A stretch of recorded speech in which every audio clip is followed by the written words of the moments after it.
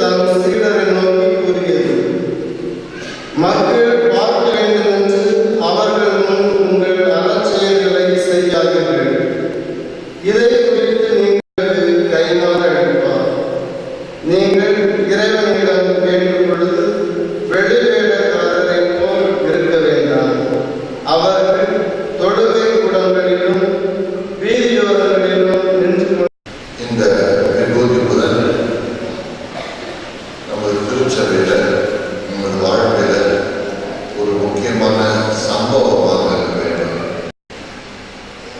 வாழ்க்கையில் உங்களுக்கு சில சமயத்தில் உடம்புக்கு ஏதோ போடுறது, உடம்பு நல்லா இல்லை அப்படின்ட்டு உங்களுக்கு அழுத்தத்தோட உங்கள் வாழ்க்கையில் அக்கறைகளை உங்கள்கிட்ட நீங்கள் சொன்னீங்கன்னா உடனே அவங்க என்ன சொல்லுவாங்க, நீ போய் மருத்துவரை பாரு, அவர் என்ன சொல்கிறாங்களோ அதை செய்தி உடம்பை கவனிச்சுக்கணும் இப்படி என்று அவர் நமக்கு அறிவுரை.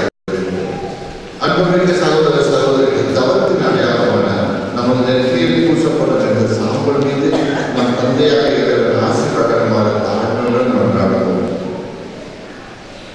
இறைவா, எங்கள் தாழ்வுகளை கண்டு மனதில் எங்கள் பாவங்களுக்கு மன்னிப்பு வேண்டும் என்று அடியாளர்களாக எங்கள் மீது ஒரு ஆசிரியை தயவாய் தருகிறோம்.